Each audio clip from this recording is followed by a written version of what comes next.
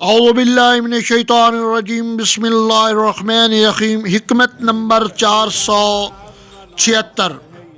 حکمران کیسا ہونا چاہیے؟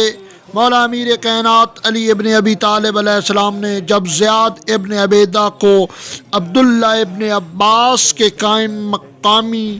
میں فارس میں اس کے ملحق علاقوں میں عامل مقرر کیا تو ایک بہمی گفتگو کے دوران میں کہ جس میں ایسی پیشن گوئی مال گزاری کے وصول کرنے سے روکنا چاہا، یہ فرمایا عدل کی روش پر چلو، یعنی عدل قائم کرو، عدل کے علاوہ کوئی اور کام نہ کرو، نیک کام کرو، عدل و انصاف کرو، غریبوں کا ان کا حق دو، اور بے راہ روی اور ظلم سے کنارہ کشی کرو،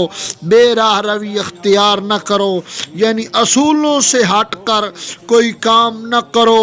اصولوں پر ہی اپنے آپ کو گامزن کرو، اور ظلم سے کنارہ کشی کرو، یعنی کسی غریب پر ظلم نہ کرنا، کسی سے زیادتی نہ کرنا۔ مولا فرماتے ہیں ان وجہ سے کیا ہوگا، کیونکہ بے راہ روی کا نتیجہ یہ ہوگا کہ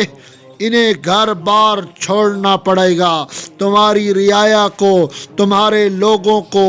غریبوں کو گھر بار چھوڑنا پڑے گا، بے راہ روی کا اختیار ہوں گے، اپنے وطن چھوڑنا پڑے گا، اور ظلم انہیں تلوار اٹھانے کی عادت ڈال دے گا۔ اگر ظلم کرے گا تو ایک وقت آئے گا وہ غریب لوگ، وہ لاچار لوگ، وہ مظلوم لوگ تلوار اٹھانے پر مجبور ہو جائیں گے اور تلوار اٹھانے کی دعوت دے گا، یعنی تو ان کو تلوار اٹھانے کی خود دعوت دے گا۔ فرامین اہل بیت پر اللہ رب العزت ہمیں عمل کرنے کی توفیق فرمائے۔ اللہم صلی علی محمد و آل